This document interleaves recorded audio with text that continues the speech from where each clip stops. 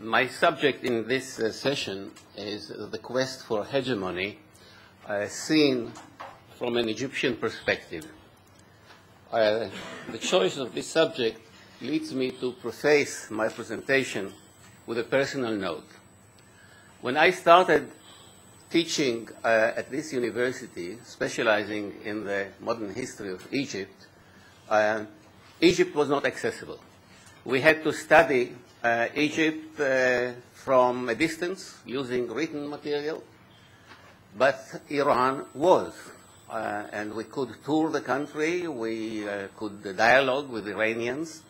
I remember a very extensive tour of Iranian cities and towns that we conducted with the participation of many students.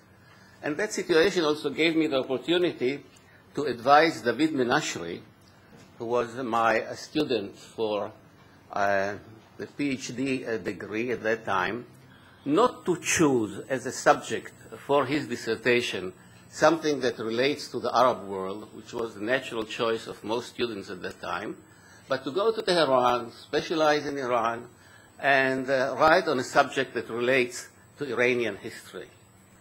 Now, looking at the flourishing Center for Iranian Studies directed by David Menashri and at his distinguished place in the community of Iranian experts, I think that advice I gave to him at the time was probably the best advice I ever gave to a student during my career. But of course the situation changed, and today Iran is inaccessible, but Egypt is. And the borders are open, and the situation allowed me to spend 5 years in Egypt and to familiarize myself with the conditions in that country, talking to many Egyptians, intellectuals, politicians, and so on. So I feel quite comfortable in undertaking this subject, the Egyptian perspective on the question of hegemony in our region. I will be discussing, as the title of my paper has it, 3 countries: Egypt, Israel, and Iran.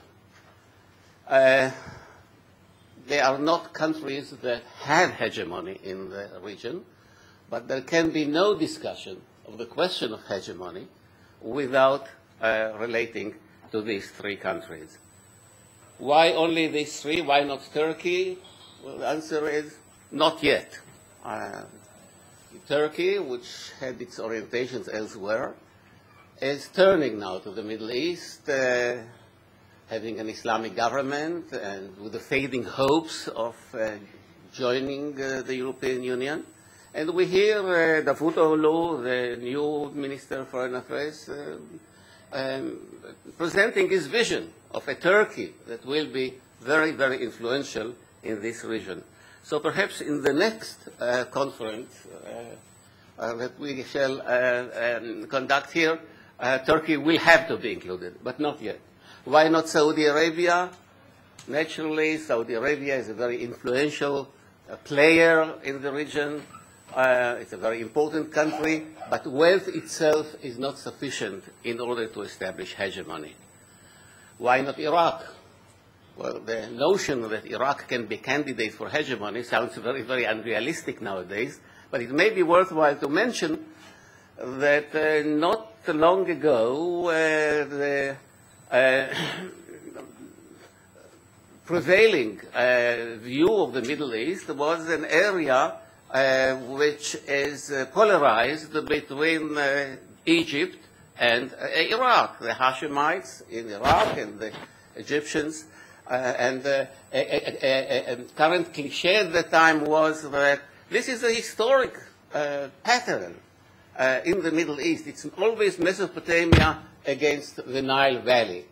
And we all remember the days of the Baghdad Pact when a very fierce struggle went on between the 2 centers of gravity in the region. But all this is over. Iraq nowadays is occupied to some extent. It's shattered and has no place in a discussion of the quest for hegemony in our region. So we are left with only these 3 countries, Egypt, Israel, and Iran. will be discussed, as I said before, from the Egyptian perspective. And I will divide my presentation into two parts, Egypt vis-à-vis Israel and Egypt vis-à-vis Iran. Egypt-Israel. When the State of Israel was established, the Egyptians regarded this new country in the region more as an opportunity than a challenge. The belief was that the situation can enhance the position of Egypt by allowing it to occupy part of Palestine, by becoming the guardian of the Palestinian issues. And later on, when Nasserism developed, Israel was a very convenient element in the Nasserist doctrine of Promethean struggle against imperialism and its outposts, and so on. But of course, after 1956, the situation changed. The Egyptians began to realize that they have here an emerging regional power, a country with a strong army, with advanced technology, dynamic economy, influence in the United States, support of world Jewry, and later, of course, what is called the nuclear capability of Israel. So the Egyptian position changed from regarding the relations with Israel as a clash of interests to a situation where the Egyptians regarded Israel as a challenge in the context of their place in the region. Now, on this subject, I would like to mention a school of thought that developed in Egypt, which I think is interesting from many points of view. I mean the school of thought which is associated nowadays with the name of Muhammad Hassanein Haikal, a prominent advisor of Nasser at the time, which claimed, this is an expression used very often by Haikal, that the Egyptian strategic borders stretch from Bab el-Mandeb in the south to the Taurus Mountains in the north. This was a concept that developed based on the work of a very famous Egyptian geographer, Gamal Hamdan, whose magnum opus was a very extensive work on what he called the genius of place, in which he claimed that history and geography dictate a destiny for Egypt to be in control of this part of the world. And Haikal, of course, was very influential person, and among the people who were influenced by him, we can name Amr Musa as one, and there were many others. Now, this concept maintained, this doctrine maintained, that Egypt and Israel play a zero-sum game. If Egypt is strong, Israel will be weak. If Egypt is weak, Israel is strong, and vice versa. And the purpose of all this was to show that the conflict with Israel is not just over the Palestine problem or over the territories lost in 1967, but the purpose of Egyptian strategy should be to reduce Israel to what is called to its natural proportions. Therefore, people like Haikal and Amr Musa claim Israel must always be under pressure, either concerning the NPT or Jerusalem or any issue of the Palestinian question. This is a national interest of Egypt. Now, of course, the outcome of this is an attitude that said that even if Israel accepts the demands of the Arab world and the various problems concerning the Palestinians and lost territories are solved, the conflict will not end, because this is not the issue. The issue is hegemony in the Middle East. Now, I don't want to exaggerate the importance of this school of thought. Some elements of this doctrine can be found in Egyptian foreign policy, but basically it is an essentially regressive doctrine going back to the period of Nasserism, and the mainstream has not absorbed it completely. But in the mainstream, there has been, for a long time, a quest for hegemony. Egyptians, regarding themselves as the most influential, most important country in the Arab world, the biggest, the strongest, the country with important strategic assets like the Suez Canal and the position within Africa, between Africa and Asia, should realize their destiny to become leaders of the Arab world. And of course, these were the contours of the arena. The Arab world, Iran and Turkey were left outside it.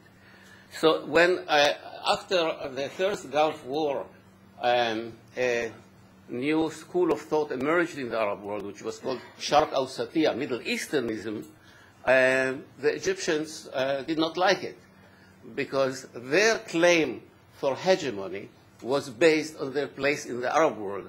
The moment you add non-Arab countries, this whole situation changes. And so even in the mainstream, you find a mirror image of Israel. Israel is seen as a country seeking hegemony for itself in this region.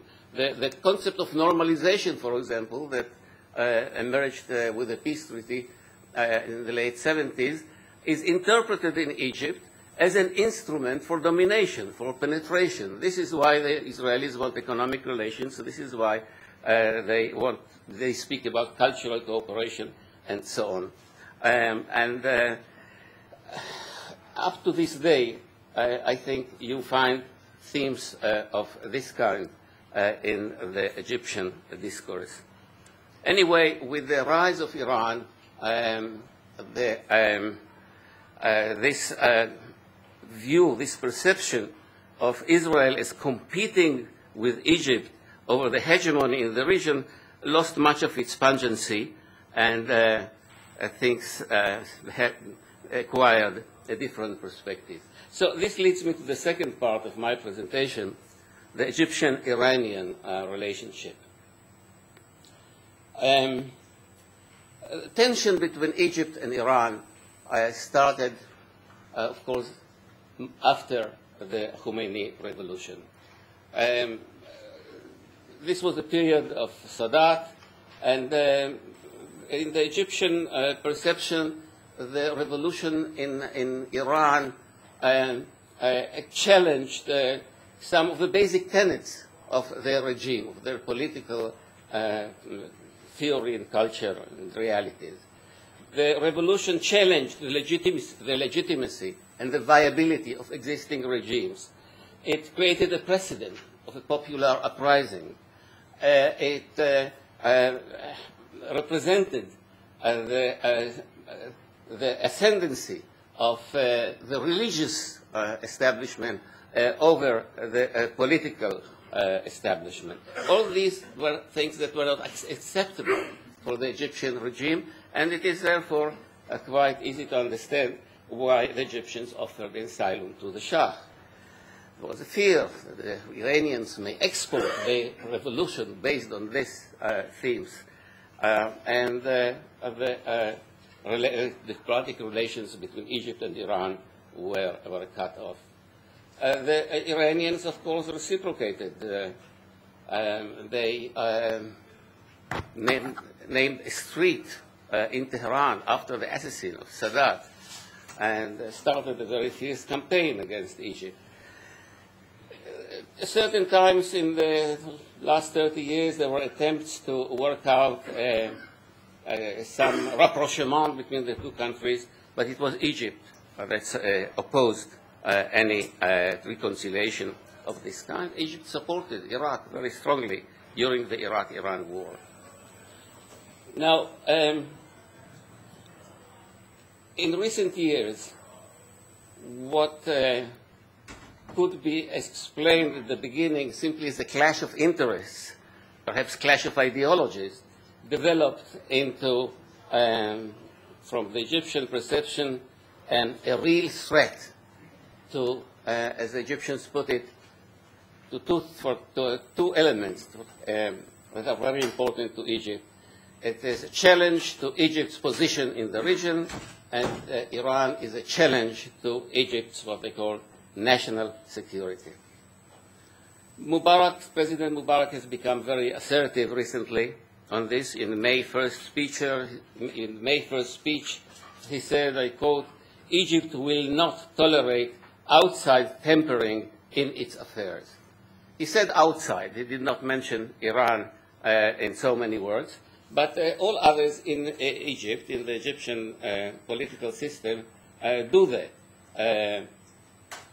3 weeks ago, there was a conference in Cairo at the Center for Future and Strategic Studies, and the main issue was defined how to cope with Iran's regional ambitions, which are increasingly becoming the central rift in the Middle East.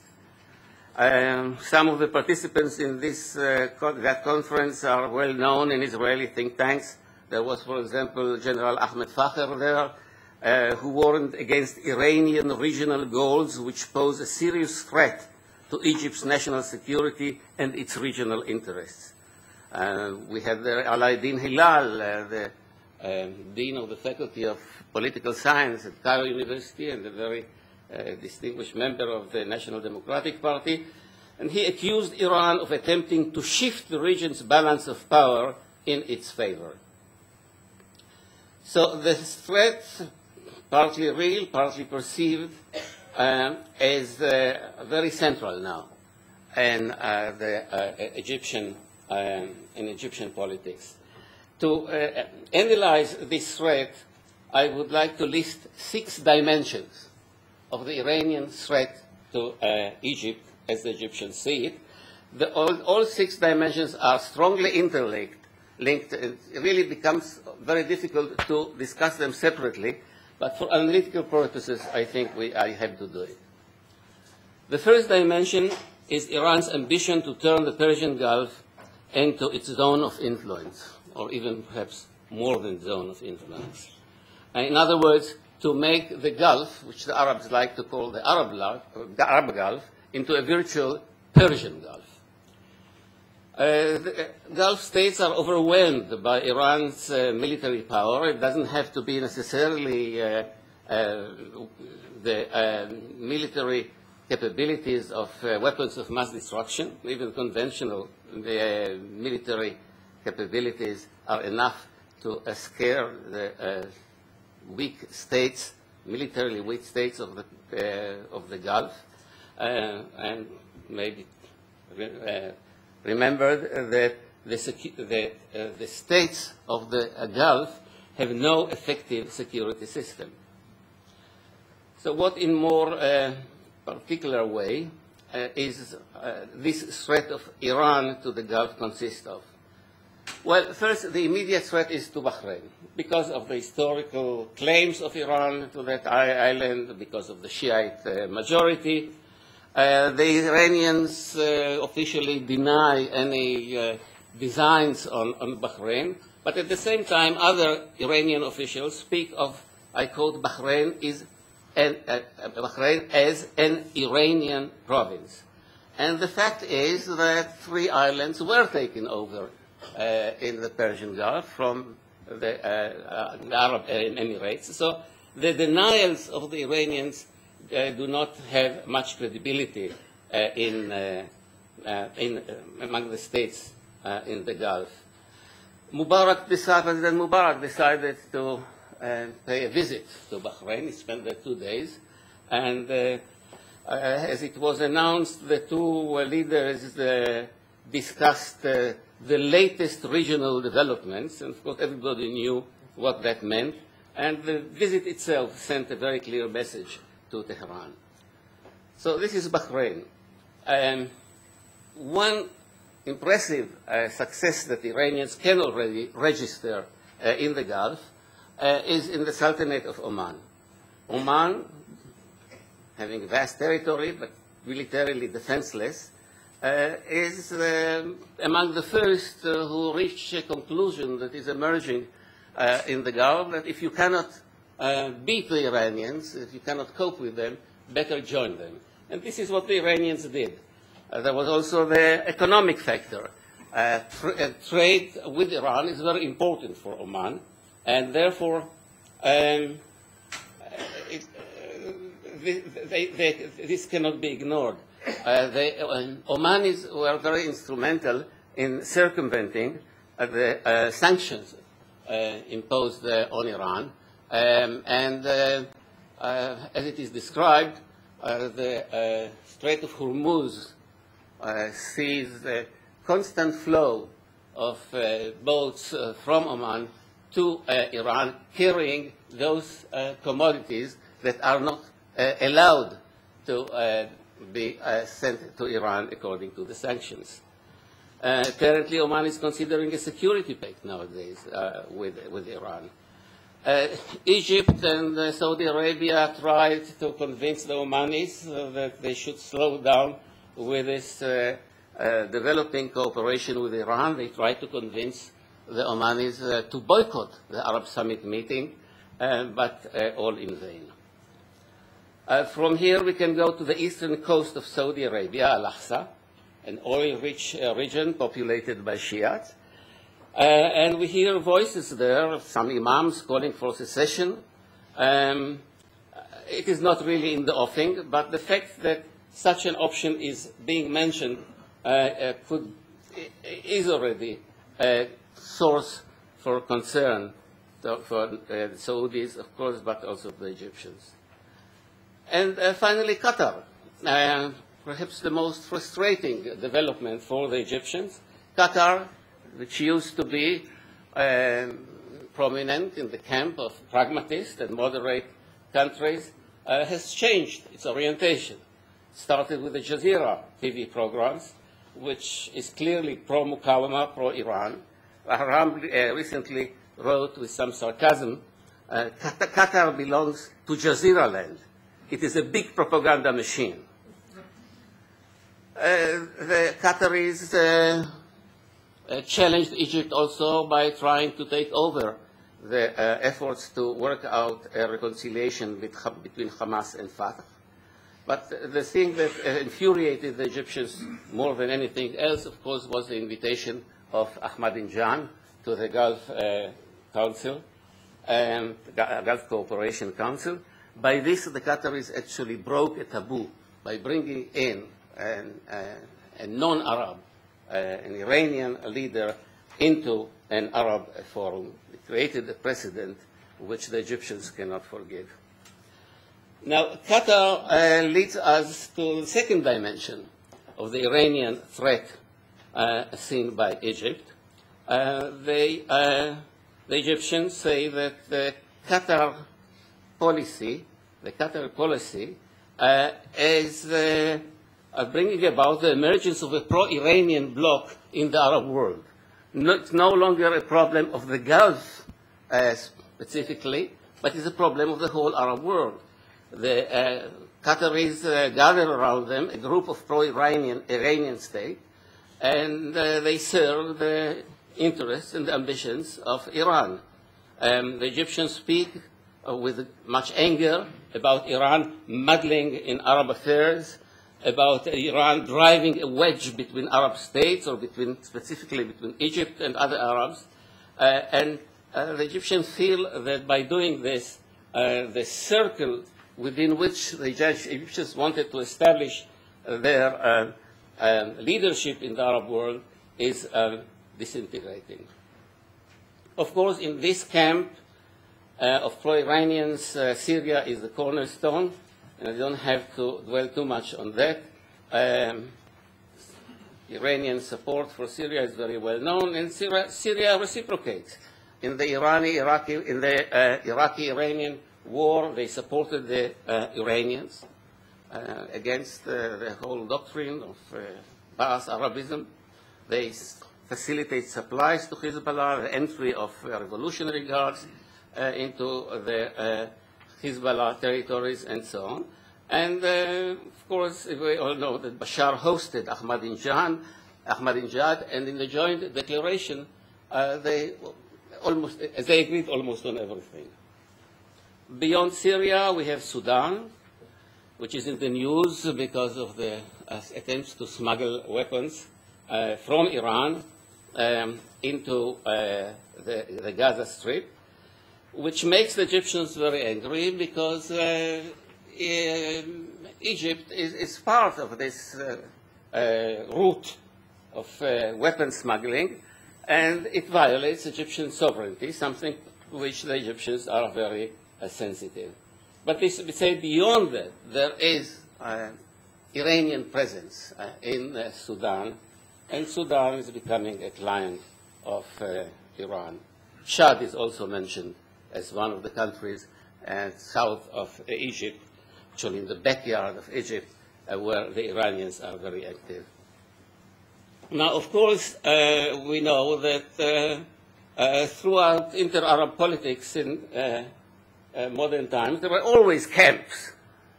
So it may be argued that this is not a new situation, but it is a new situation, at least from the Egyptian point of view, because in previous rifts in the Arab world and polarities, Egypt was usually at the head of the most powerful bloc. And here we have a situation in which President Mubarak finds it necessary to boycott an Arab summit meeting because he no longer feels comfortable in that situation, and he's facing a bloc which is supported by a formidable external power. The third dimension is actually the other side of the same coin. As the pro-Iranian bloc rises, the moderate bloc declines. The moderate bloc, of course, is Egypt, Saudi Arabia, Jordan, Morocco, which cut off relations with Iran not recently. And this bloc is in trouble. I would point out three elements in this situation. First, Egypt itself is not as strong, prestigious, and influential as it used to be. During the war in Gaza, Egypt lost much. The Egyptian regime, the Egyptian leadership lost much prestige and popularity. And in the fifth term of President Mubarak, the regime is subjected to sharp criticism, both domestic and external. This is one thing. The second thing is that the United States, which traditionally supports the moderate bloc, lost much of its prestige during the period of President Bush, and it's entirely not clear whether this prestige can be regained by the present president. U.S., entangled in Iraq, Afghanistan, Pakistan, is seen in many parts of the Middle East as a declining power. And of course, this affects the position and the situation of the moderate bloc. And the third point is that that United States even weakens the moderate bloc by the present policies. The fact that President Obama speaks nowadays about the dialogue with Iran, and there is talk about downgrading American expectations from Iran, generates great concern, I would say even anxieties, in a country like Egypt, where the political leaders are asking at whose expense will this dialogue take place.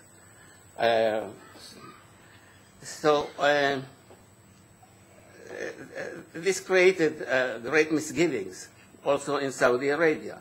Also the idea that there is a link between the Palestinian problem and relations with Iran is something that is not received favorably in the moderate camp, and especially in Egypt.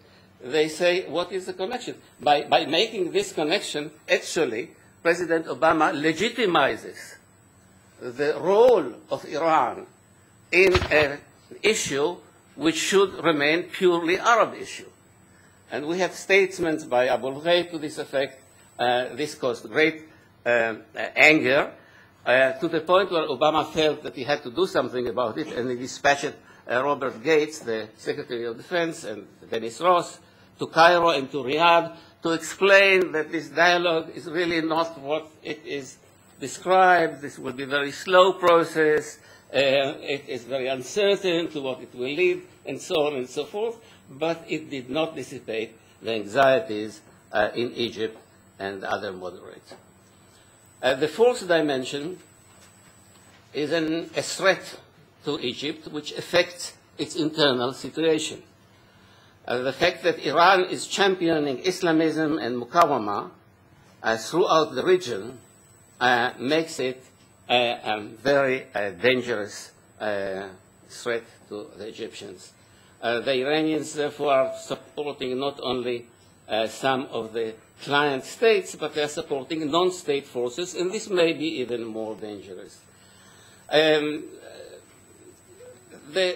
Iranians are described in Egypt as those who use the Palestinian problem as a lever to extend their influence in the region. We remember that Ahmadinejad brought with him to Qatar Khalid Mash'al, Ahmad Jibril, the leader of the jihad movement, all from Damascus, and this demonstrated exactly what the Egyptians had in mind. Now, the two Iran-supported organizations are, of course, Hezbollah and Hamas. Let me say a few words about Egyptians. The Egyptian relation to these two organizations in the context of the Iranian onslaught. Hezbollah perhaps is not controlled by Iran, but it represents an extension of the presence of Iran in the eastern Mediterranean. And the Revolutionary Guards there are an embodiment of this presence. The Egyptians are alarmed by the growing power of Hezbollah in Lebanon, and they have some anxieties about the possible outcome of the elections there. Egyptians, as it has been said many times, would have been happier to see a different outcome to the Israeli war in South Lebanon in 2006, and were deeply disappointed with the outcome. They are worried about the great popularity of Nasrallah in the Arab Sunni world, of their growing military capabilities, and so on. Now, there are four main complaints of Egypt in this connection. They say that the weapons found in Egypt in the possession of emissaries of Hezbollah were directed not only, were meant not only for supplying Hamas, but actually for sabotaging, terrorizing the Egyptians in the domestic scene. They argue that these activities of Hezbollah started actually in the year 2005. Second, they say the Hezbollah people who were been active in the Sinai, a very sensitive area from the Egyptian point of view. Egypt managed to suppress terrorism within the country itself, but the worst terrorist operations took place in the Sinai. The Bedouins are not completely controlled, and the meddling of the Hezbollah, the situation there is worrying. Three, the Hezbollah showed complete disregard to Egyptian sovereignty, and Nasrallah did not even apologize for infringing on Egyptian sovereignty and was not embarrassed by it.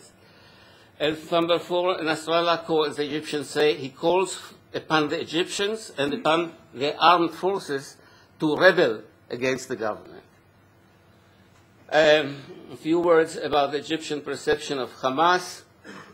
Hamas is nearer geographically than Hezbollah.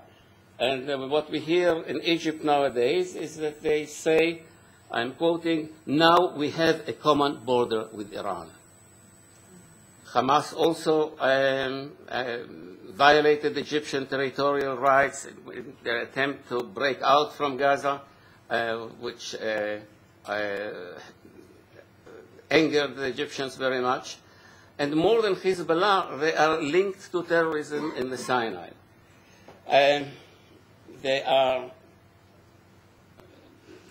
Their popularity is worrying the Egyptians, and the fact that even Jordan started send feelers toward the Hamas, allegedly on the basis of an evaluation that eventually the Hamas will triumph, of course, is received in Egypt with great concern.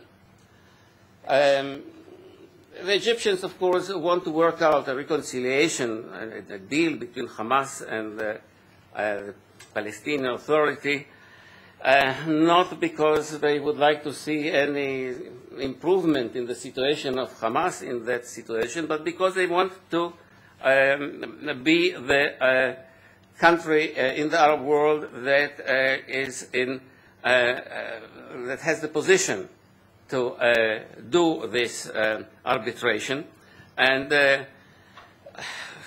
they find out that for the same reason Iran does not like this arbitration, and the Egyptians say that Iran tries to undermine the Cairo talks between these two organizations. So both Hezbollah and Hamas are a threat.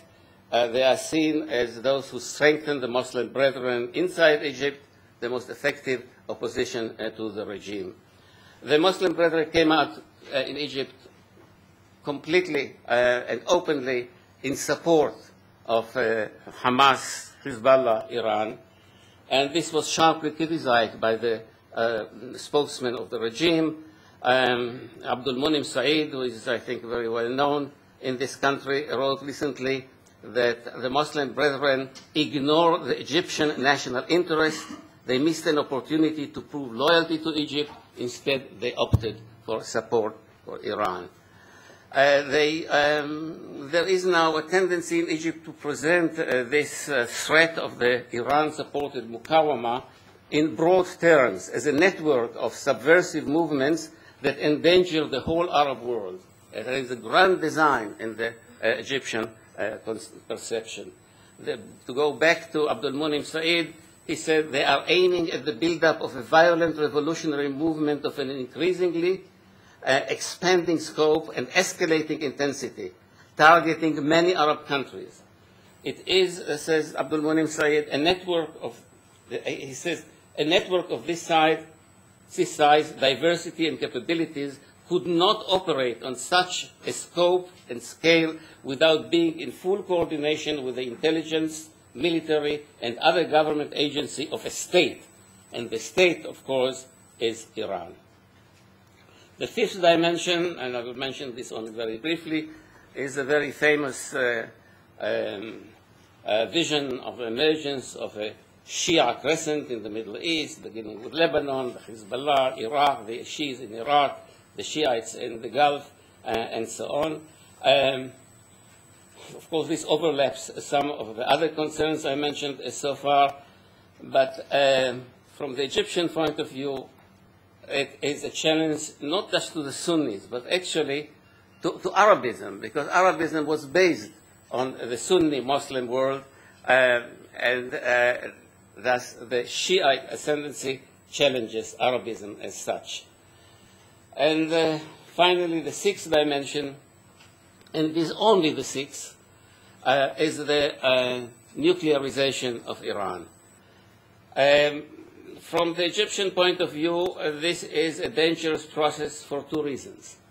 First, it is not just the development of a devastating weapon, but it is the development of an instrument for extending influence, and it will be able to provide an umbrella to other forces in the Middle East who may challenge Egypt.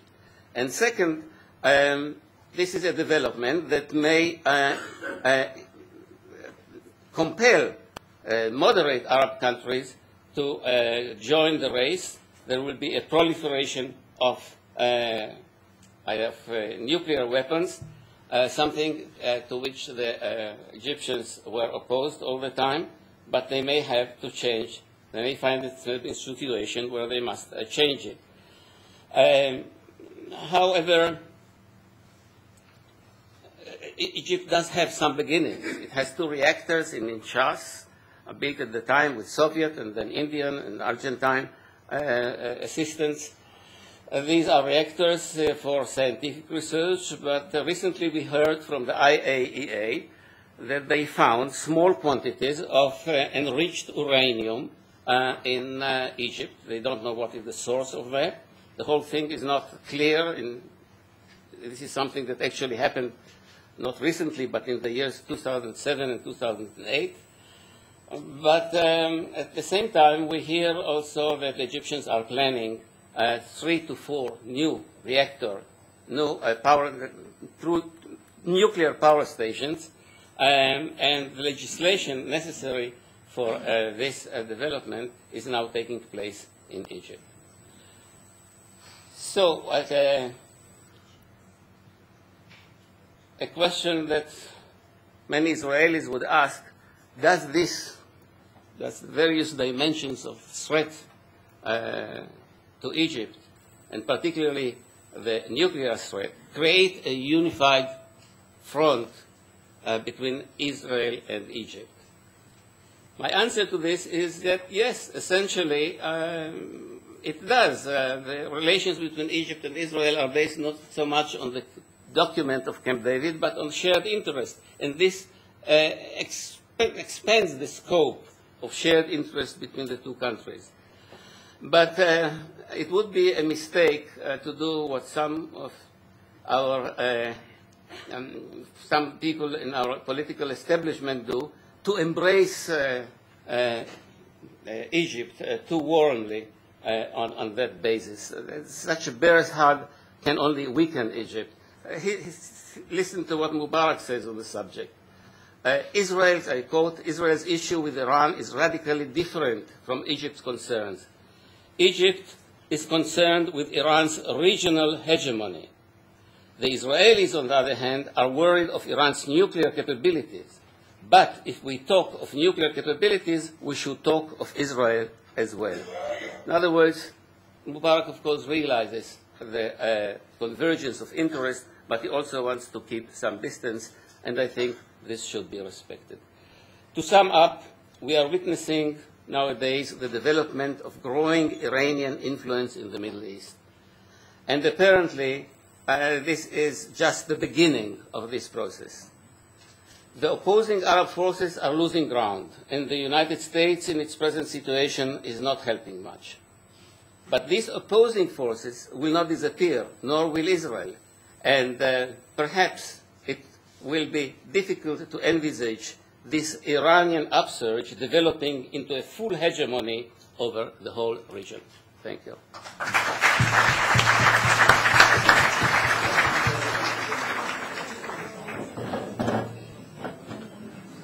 עברתי על הזמן, לא?